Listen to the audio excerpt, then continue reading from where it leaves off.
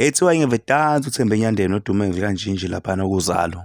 uThembi Nyandeni uzalelwe eMofolon North eSoweto laphana eGauteng ngonyaka ka-1953 zo-19 kuMarch. Uzalelwe emndenini obuhluphe kakhulu. Babakho be-owner lamatekisi washeshe wadlula emhlabeni ngenxa yombango wamatekisi. Ngesikhathi kushona ubaba wakhe ilapho afunde khona ukuthi kufanele azimele futhi alwe nesimo sendlala abhekene naso kubo. Ngesikhathi eqala ungena kwi-entertainment industry uqale waba umdansi nelinye iqembu elalidle ubhedo ngalezo zayikhathi igama leqembu Thembi.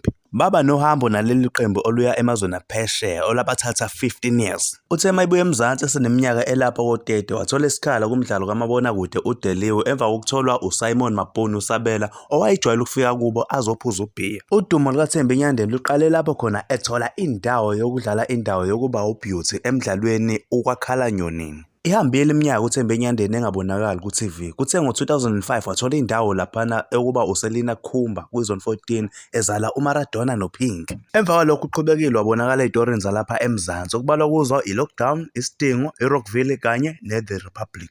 Izinga lakhe lokulingisa likhule kakhulu ngesikhathi edlala indawo yokuba umkabayi kwiSibaya engudadewabo kampi yakhe Zungu. Uqala ukuvela kwiSibaya ngo-2013 ngenxa yesipiliyoni kwezokulingisa. kwiSibaya ubenelungelo lokushintsha iscript sibe indlela yakhe. Amaseries ake alingisa kuwo la eMzansi maningi kakhulu okubalwa i-90 Plain Street, How to Ruin Christmas, Isibaya, Isidingo, Jacob's Cross, Rockville, The Republic neZone 14. Njengamanje usagijima ngapha uZalo. Mase kuba ama-movie a-international amanye ngeke uzobona ukuthi wayikhona uma ukuthi wawubuka ujahile. I-Kickboxer 5, uTarzan, I-Reasonable Man, iTsotsi, i-The Two of Us, i-The Groom's Prize. uThembi Nyandeni uke washada eshadela esithenjini ngenxa yokuthi ukholelwa ekuthenini umuntu wesifazane engakwenza okwenziwa amadoda. Umshado kuyena ugcine sekungathi awunasidingo. Uthi inhloso yakhe bewukukhombisa abantu besifazane ukuthi kuyaphileka ngaphandle komuntu wesilisa. Ukhulise abantwana bakhe abawu-3 ngaphandle komuntu wesilisa. Ezimnandi zithi umdlalo omuhle usaqhubeka, sisazombona impela laphana kuZalo.